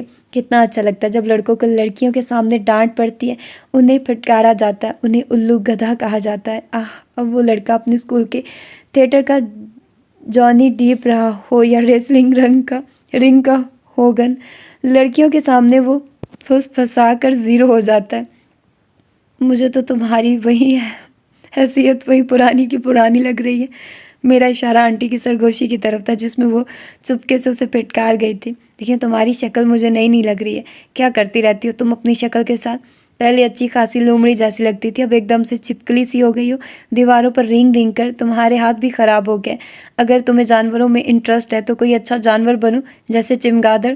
Shut up. मुझे अपने जिस्म का सारा खून उबलता हुआ महसूस हुआ। अच्छी शक्ल देखी है तुमने? पिचकी हुई रग्बी बॉल। ओह, वो महसूस हुआ। कभी रग्बी बॉल हाथ में पकड़ कर भी देखी है या टीवी से रग्बी का नाम ही देख सीख लिया है? तुम जैसी लड़कियां दूसरों को मुतासिर करने के लिए गूगल से फिल्मों, खिलाड़ियों, शहरों, होटलों, खानों, आर्ट के नमूनों के नाम देखकर याद कर लेती हैं, फिर ऐसे जाहिर करती हैं जैसे हमसे ज़्यादा तो कोई जानता ही नहीं। रग्बी के एक आध खिलाड़ी का नाम भी तुमने याद किया होगा। 10-12 फुटबॉल के खिलाड़ियों के नाम, कुछ साइंसदानों के चंद क्लासिक फिल्मों और किताबों के नाम। हो गई इम्प्रेसिव लिस्ट तैयार। वैसे इस बार तुमने कितनी किताबें लाकर अपने कमरे में रखी हैं? इस बार ड्रैकुला इन पार्क लैंड रखी है। मैं चिल्ला उठी। मेरे असाब जवाब दे गए थे। मेरा खून उबल उबल कर अब सूखने लगा था। इससे पहले कि मैं अपना सारा खून खुश्क करवा लेती, मैं उससे दूर हो गई। मुझे ज़िंदगी में 2 बड़े सदमात से गुजरना पड़ा। एक बचपन की मंगनी का, एक मेरी वार्डरोब के माजूर हो जाने का। दोनों सदमात जानलेवा थे। दोनों सदमात के वकूफ़ पज़ीर होने के दिन मेरी ज़िंदगी के ब्लैक डे थे। कमरे में बंद होकर मैंने आधे घंटे की खामोशी इख्तियार की। मोमबत्तियाँ जलाकर वार्डरोब के सामने रख दी और खुद उनके पास चौकड़ी मार कर बैठ गया। ये क्या कर रहे हो? मामा कमरे में आए। ताज़ियती तकरीब। क्यों, क्या हुआ? फिर तुम्हारी अलमारी में चूहा घुस गया और तुम्हारा कोई नीला पीला मास्क खा गया? मामा, एक तो अब मैं मास्क नहीं पहनता, दूसरा चूही आई थी, चूहा नहीं, वो कुतर कर नहीं गई, काट कर गई है। ओह, वैसे मुझे कितने मिनट की खामोशी इख्तियार करनी होगी? आपको मेरे यूनिवर्सिटी जाने तक खामोशी इख्तियार करनी होगी। मेरा मतलब उर्वा से था कि अब कोई उसका नाम भी मेरे सामने ना ले। अपनी तकरीब जारी रखो। वो हंसने लगी। कितनी बेफिक्री सी मामा हंस रही थी। क्या वो देख नहीं रही थी कि मैंने वार्डरोब के सामने एक नहीं, दो नहीं, पूरी 3 दर्जन कैंडल्स जला रखी हैं? क्या उन्हें नज़र नहीं आ रहा कि मैंने गम से लंच भी नहीं किया और कोई 1000 बार अपने कपड़े निकाल कर देख चुका हूँ कि शायद किसी का कुछ हो सके, जिनका अब यही हो सकता था कि या मैं खुद टेलर बन जाऊँ और इन सबको किसी न किसी तरह से पहनने के काबिल करूँ, या फिर पार्ट टाइम जॉब करूँ और अपने लिए नए कपड़े खरीद लूँ। मैं टेलर भी बना और मुझे पार्ट टाइम जॉब भी करनी पड़ी, फिर भी नुकसान वहीं का वहीं रहा। रायन की मॉम अक्सर रायन की तरफ इशारा करके कहती हैं, कुछ अज़ाब इतने वज़नी होते हैं कि उन्हें छोटी मोटी दुआएं टाल ही नहीं सकती। ठीक कहती हैं वो, कुछ अज़ाब इतने वज़नी होते हैं कि उन्हें छोटी मोटी तदबीरें टाल ही नहीं सकती। मुझे भी अब कोई बड़ी ही तदबीर आजमानी होगी और ये रही वो तदबीर। मैं कश्यप के निकाह में शिरकत करने के लिए आया हूँ। अभी फंक्शन शुरू नहीं हुआ। किसी मकामी सिंगर को गाने के लिए बुलाया गया, लेकिन अभी तक वो आया नहीं। हम सब अपनी अपनी आवाज़ें निकाल कर साउंड सिस्टम को चेक कर रहे हैं। शयान, मेरे कज़न के किसी अंकल ने अपने बेटे के मेडिकल में एंट्री टेस्ट में पास होने की खुशी में अगले हफ्ते अपने घर दावत का ऐलान माइक पर आकर किया और सबको शिरकत की दावत दी। तुम्हें कोई ऐलान नहीं करना? शयान मुझसे पूछ रहा है। उसका इशारा शायद मेरी शादी की तरफ है। हाँ, क्यों नहीं, जल्दी मैं तुम्हें अपनी मंगनी में इनवाइट करूँगा। मंगनी करने की क्या ज़रूरत है, निकाह करना या शादी? वैसे ही तुम्हारी मंगनी का दौरानिया काफ़ी लंबा हो गया है। किस मंगनी का दौरानिया लंबा हुआ है? मंगनी तो अभी मेरी होनी है। मैं उर्वा से तुम्हारी मंगनी की बात कर रहा हूँ। कौन उर्वा? मैं किसी उर्वा को नहीं जानता। तुम मजाक कर रहे हो? वो हैरान हुआ। मुझे मजाक की आदत नहीं। इससे मंगनी का ऐलान करने से बेहतर है कि मैं अपनी खुदकुशी का ऐलान कर दूं। अगर मेरी कोई मंगनी हुई भी है तो मैं उसे तोड़ता हूँ। मेरा प्लान कुछ और था, लेकिन हो कुछ और गया। जो हो गया वो भी कुछ ऐसा बुरा नहीं था। काफ़ी मेहमान आ चुके थे, लेकिन अभी लड़के वाले नहीं आए थे। माइक पर शयान का 10-12 साल कज़न खड़ा नीम मिजाहिया अंदाज में वहाँ मौजूद अपने रिश्तेदारों की आवाज़ों की नकल उतार कर सुना रहा था, और सब महसूस भी हो रहे थे। मेरे और शयान के दरमियान जो मुकालमा चल रहा था वो उसके कान से गुजर रहा था। उसने गर्दन मेरी तरफ मोड़कर शरारत से पूछा, ये वाला ऐलान भी कर दूं माइक पर? मैंने बच्चे का दिल तोड़ना मुनासिब नहीं समझा और गर्दन को हाँ में हिला दिया। उर्वा से मंगनी का ऐलान करने से बेहतर है कि मैं अपनी खुदकुशी का ऐलान कर दूं। अगर मेरी कोई मंगनी हुई भी है तो मैं इसे तोड़ता हूँ। लड़के की यादाश्त भी अच्छी थी और उसने मेरे अंदाज की नकल भी ठीक ठाक उतारी थी। उसका अंदाज़ा मुझे हॉल में यकदम फैल जाने वाले सन्नाटे से हुआ। खुशकिस्मती से ख़ानदान में एक ही उर्वा थी, और इससे भी ज़्यादा खुशकिस्मती से बहुत से लोग ये पेश गोई पहले ही कर चुके थे कि हम दोनों की मंगनी शादी तक नहीं पहुंचेगी। ऐलान भी हो गया। उनकी पेश गोई भी सच साबित हो गई। शयान ने बढ़कर उस लड़के के हाथ से माइक छीन लिया। बच्चा है, मजाक कर रहा है, शयान ने माइक में कहा। नहीं, ये सच है, मैंने माइक के आगे मुंह करके कह दिया। इतनी सी हिम्मत की बात थी और बस बात ख़त्म। पापा की जेब में उस वक्त अगर कोई पिस्टल होती तो मेरी लाश माइक के पास पड़ी होती। अगर पिस्टल नहीं भी थी तो भी वो दोनों हाथों के हमलों से मुझे लाश बनाने आ रहे थे, लेकिन अंकल ने मेरी जान बचा ली। उन्होंने पापा और मामा दोनों से कह दिया कि फ़ैसला दोनों बच्चे ही करेंगे, हमें उन्हें मजबूर नहीं करना चाहिए। उस वक्त बात को बढ़ाने से कुछ नहीं होगा। मेरी वापसी कनाडा होगी। मैं अब खुश था और मुतमईन भी। इस सब से मैंने ये सबक सीखा कि थोड़ी सी हिम्मत आपको बड़ी मुसीबत से बचा सकती है। और हाँ, मैं बताना भूल गया, वो मेरे चचा की बेटी उर्वा है ना, उसके कमरे में मुझे कुछ देर रुकना पड़ा। कमरे में एक मैं था, एक वार्डरोब थी और मेरे हाथ में एक ब्लैक ऑयल पेंट बॉक्स था। मैंने उसके कपड़ों को बेड पर फैलाया, बॉक्स में ब्रश भिगोया और कूद कूद कर गीले ब्रश के वार उन कीमती मलबूसात पर किए जो उसके कहने के मुताबिक बड़े बड़े और महंगे महंगे थे। अब वो कपड़े दुनिया के किसी भी लॉन्ड्री हाउस में जाते वहाँ से वैसे ही वापस आते जैसे जाते। मैं उस वक्त रेस्ट रूम में थी। लड़के वाले आने ही वाले थे। हम सब लड़कियां अपने अपने मेकअप को आखिरी टच दे रही थी कि अंकल न्याज का छोटा बेटा भागता हुआ अंदर आया। अमार भाई कह रहे हैं कि वो मर जाएंगे और वह आप इससे शादी नहीं करेंगे, उन्होंने माइक पर कहा है। ये लड़कियों के मेकअप करते हाथ रुक गया और वो मेरे मुंह की तरफ देखने लगी। वो मजाक कर रहा होगा, मेरे एक कज़न ने अपने खुशी के तासुरात छुपाते हुए कहा। लेकिन उन्होंने कहा वो सच बोल रहे हैं। मैं जान गई कि वो सच बोल रहा है। मुझे कौन सा उस गधे से शादी करनी है, मैंने गुस्से से चिल्लाकर कहा। मेरी कज़न इस्तज़ाया मुझे देख रही थी। उनके ख्याल में मैं पागल थी जो अमार को गधा कह रही थी। उन सब के नज़दीक कनाडा में रहने वाला अंकल का इकलौता डैशिंग बेटा गधा हो ही नहीं सकता था। अगर कोई गधा हो सकता था तो वो मैं थी। उल्टा मुझे गधा बनाकर एकदम से ही सारी लड़कियों का मेकअप हो गया। एकदम से ही उन्हें जल्दी से बाहर जाना था। एकदम से ही उन्हें ये भूल गया कि उन्हें मुझे भी साथ लेकर बाहर जाना था। और एकदम से ही सारा रेस्ट हाउस खाली हो गया और मैं अकेली खड़ी रह गई। मेरा दिमाग खाली दिमाग, जैसा कि मम्मी को लगता है, वो अमार के शदीद गुस्से से भर गया। तकरीब के बाद जिस वक्त वो अपने कमरे में बैठा मूवी देख रहा था और साथ फ़ोन पर किसी से बात कर रहा था, मैं वहाँ जा धमकी। तुम इस गलत फहमी में क्यों थे कि मैं तुम्हें अपना मंगेतर समझती हूँ? मैंने हाथों को उसकी गर्दन से दूर रखने की बाकायदा तगो-दो की। ये गलत फहमी हमारे वालिदैन को थी। वो देख सकता था कि मैं कैसे अपने हाथों को संभाल रही हूँ और वो महसूस हो रहा था। तो तुम्हें ये गलत फहमी माइक पर ही दूर करनी थी। ये मुझसे गलती हुई। दरअसल इसका ऐलान मुझे इससे भी बड़ी जगह पर करना चाहिए था। वो अभी भी ढीठ ही बना हुआ था। मैं तुमसे अपनी मंगनी बहुत पहले तोड़ चुकी हूँ, लेकिन तुमने इसका ऐलान नहीं किया था। ऐलान मैंने किया है। तो तुम अब यहाँ क्या कर रहे हो? मैं अपने चचा के घर मौजूद अपने कमरे में बैठा टीवी देख रहा हूँ। वैसे तुम इतने गुस्से में क्यों हो? तुम्हें तो मेरा शुक्रिया अदा करना चाहिए। मैंने खुद को तो मुसीबत से बचाया ही, तुम्हें भी बचा लिया। तो तुम मान रहे हो कि तुम मुसीबत हो जिससे मैं बच गई। मैं तुम्हें एहसास कमतरी में मुब्तला नहीं करना चाहता। हाँ, मैं मान रहा हूँ कि तुमने मुझे मुतासिर नहीं किया, इसलिए मुझे तुम्हारे लिए मुसीबत बढ़ना पड़ा। ओह! मेरे गाल गुस्से से सुर्ख हो गए और होंठ नीले। काश मैं सांप होती और उसे डस लेती और उसे नीला कर देती। लेकिन क्योंकि मैं सांप नहीं हूँ और उसे नीला नहीं कर सकती, इसलिए मैं अपने कान गुस्से से सुर्ख कर रही हूँ। मुझे तुम्हें मुतासिर करना भी नहीं था। कशफ के निकाह में तुम्हें काफ़ी लड़कियों ने इम्प्रेस कर लिया होगा ना? तुम उन लड़कियों से जालिस हो।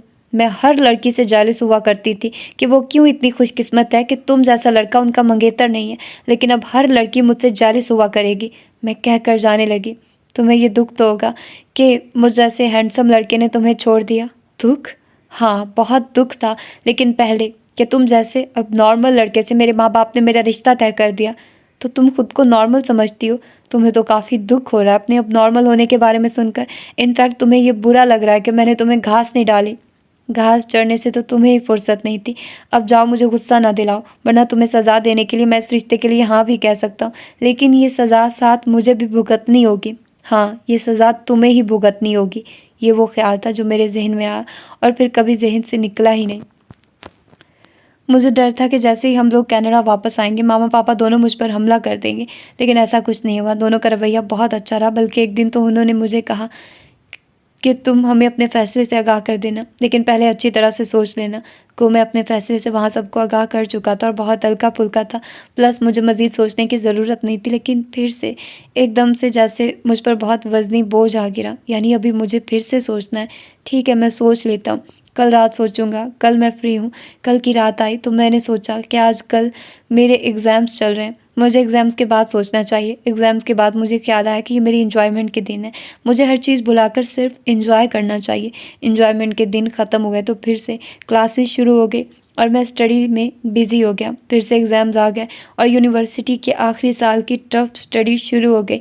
इत्तेफाक से अगर मुझे कुछ वक्त फ्री मिलता भी तो मैं कोई ना कोई मूवी देख लेता, कुछ ना कुछ पका कर खाने लगता या रायन के साथ घूमने निकल जाता। फिर मेरी जॉब भी बहुत टफ़ थी। मेरे पास इतना वक्त ही नहीं था कि मैं सोचता। डिनर टेबल पर जैसे ही पापा मुझे गौर से देखते, मैं जल्दी से खाना ख़त्म करके अपने कमरे में आ जाता। क्यों? क्या मैं डर रहा हूँ कि वो मुझसे मेरे फ़ैसले के बारे में ना पूछ लें, जिसके बारे में मैंने अभी तक सोचा ही नहीं। उस फ़ैसले के बारे में जिस पर मैं बहुत क्लियर हूँ। नहीं, ऐसा नहीं हो सकता। मैं डर नहीं सकता। ये भी पापा का कोई ट्रिक है। वो मुझे उलझा रहे हैं। वो जानबूझकर मेरे ज़हन पर बोझ डाल रहे हैं। जो भी है फ़ैसला तो हो चुका है। बस एक बार फिर से इस पर सोच कर उन्हें आगाह करना है। छोटा सा मामूली सा काम, लेकिन बस मुझे वक्त ही नहीं मिल रहा था। तुम्हें वक्त की क्या ज़रूरत है? बस झट जाकर कह दो कि तुम्हें नहीं करनी उर्वा से शादी। मेरे अंदर से आवाज़ आई, ये चीटिंग होगी। पापा ने कहा है एक बार अच्छी तरह से सोच लो। पापा को किसने बताना है कि तुमने चीटिंग की है? कह देना अच्छी तरह से सोच लिया। मैं गिल्ट का शिकार हूँगा। मैं ऐसा नहीं करना चाहता। दरअसल तुम उर्वा से शादी करना चाहते हो। हाँ, तुम ये चाहते हो। अब जब वाकई उसे छोड़ने का वक्त आया तो तुम्हारे दिल पर बोझ है। ऐसा नहीं है, ज़हर लगती है वो मुझे। उसी ज़हर के लिए तुमने 2 साल लिए हैं सोचने के लिए। अगर ऐसी ही ज़हर है तो जाकर इनकार कर दो अभी। अभी मैं जॉब के लिए अपने इंटरव्यू की तैयारी कर रहा हूँ। देखा, फिर तुम कहोगे तुम इंटरव्यू देने जा रहे हो, फिर तुम कहोगे तुम अपनी नई जॉब में बिज़ी रहता हो, फिर ये वो फिर वो। तुम अभी जाओ, अभी खाओ। ठीक है, मैं अभी जा रहा हूँ, अभी अभी। मैं पापा के रूम में आया, वहाँ मामा भी थी। दोनों मेरी तरफ ऐसे देखने लगे जैसे मैं बोरी में बंद वो बोना था जो स्टोर रूम में कैद था, और अब वो बोना उनके सामने आकर खड़ा हो गया। वो सवालिया बोने को देख रहे हैं कि बोल ए बोने, तुझे क्या चाहिए? तू अपनी बोरी से बाहर क्यों आया? पापा, मुझे आपसे बात करनी है। बोना इसीलिए बोरी से बाहर आया। हाँ बोलो।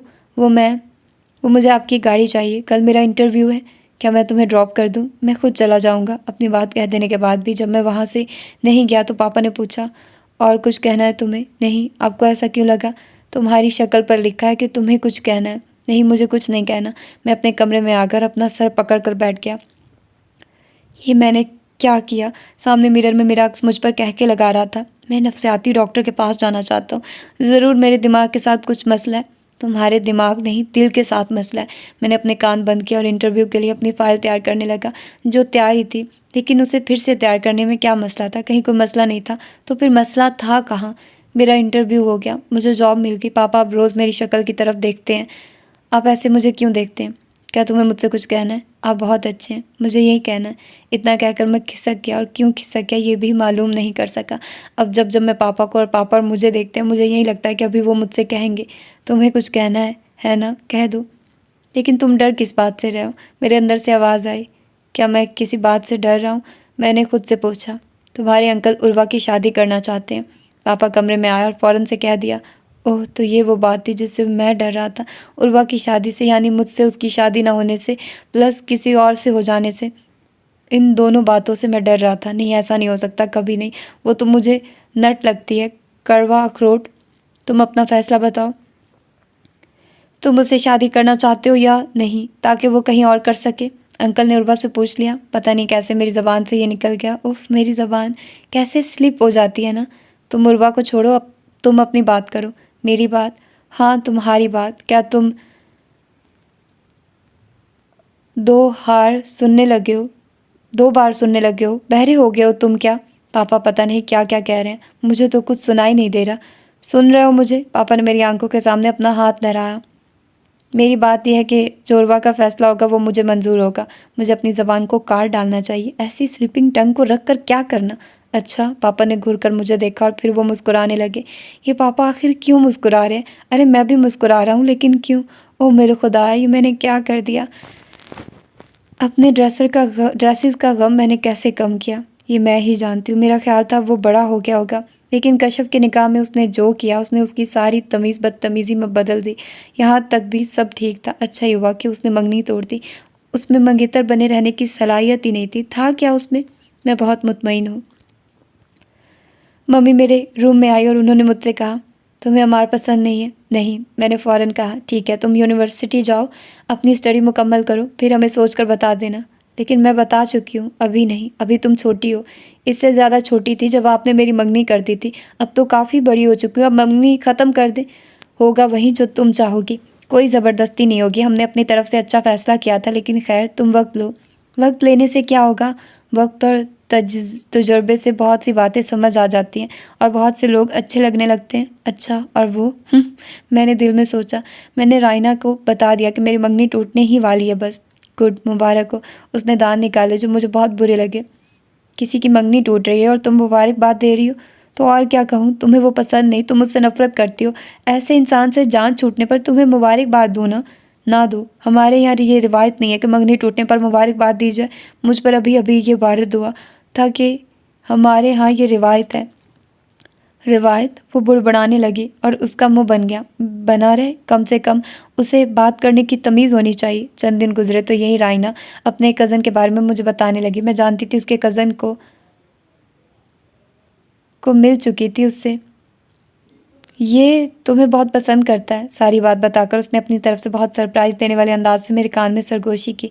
उसका कज़न भी अच्छा था और ये भी अच्छा था कि वो मुझे पसंद करता था, लेकिन मुझे ये सब जानकर अच्छा क्यों नहीं लगा।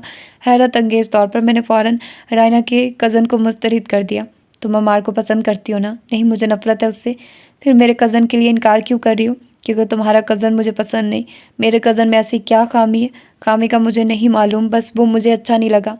बगैर खामी के कोई कैसे बुरा लग सकता है। जैसे मुझे तुम्हारा कज़न। तुम अपनी मंगनी तोड़ना ही नहीं चाहती। मेरी मंगनी टूट चुकी है। अब बस इसका बाकायदा ऐलान होना है। मामा ने कहा है मैं स्टडी मुकम्मल कर लूँ फिर ऐलान होगा। मामा ने ऐलान करने के लिए तुम्हें इतना वक्त नहीं दिया।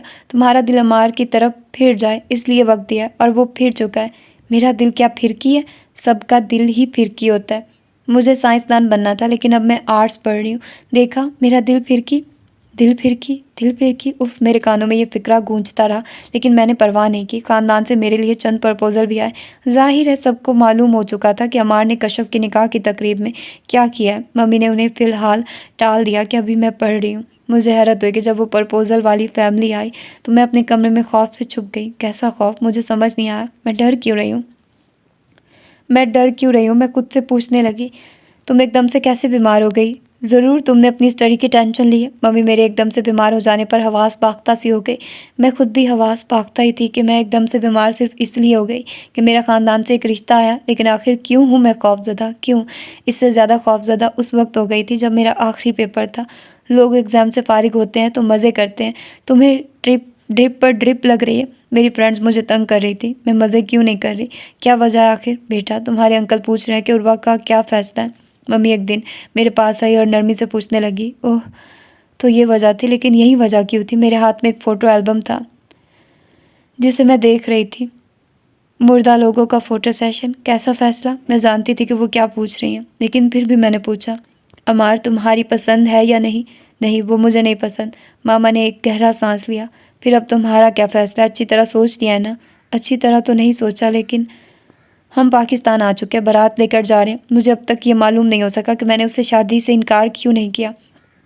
ऐसा नहीं है कि मैं खुश हूँ, मुझे तो मालूम ही नहीं कि मुझे खुश होना भी है या नहीं। मैं खुश क्यों हूँ? क्योंकि मेरी शादी हो रही है, या इसलिए खुश हूँ कि उर्वा ने शादी से इनकार नहीं किया। वैसे उसने शादी से इनकार क्यों नहीं किया? ये बात मुझे खौफज़दा कर रही है। मैं बहुत खौफज़दा हूँ क्योंकि मैं जान गया हूँ कि वो ऐन निकाह के वक्त इनकार कर देगी। जैसे मैंने माइक पर जाकर मंगनी के टूटने का ऐलान किया था, ऐसे ही वो करेगी। लेकिन नहीं, उसने निकाह के वक्त इनकार नहीं किया, बल्कि अब तो वो मेरे साथ आकर बैठ चुकी है। तो अब ये ज़रूर रुखसती के वक्त भाग जाएगी। हाँ, ये यही करेगी। मैंने उसे देखा, वो भी मुझे ही देख रही है। उसका चेहरा भी मेरी तरह पीला हो रहा था। उसकी आंखों में भी खौफ है। वो भी डरी सहमी नज़रों से मुझे देख रही है। तुम ऐसे मुझे क्यों देख रही हो? मैंने अपना खौफ दबाकर पूछा। तुम अभी भाग जाओगे ना? उसकी आवाज़ कांप रही है।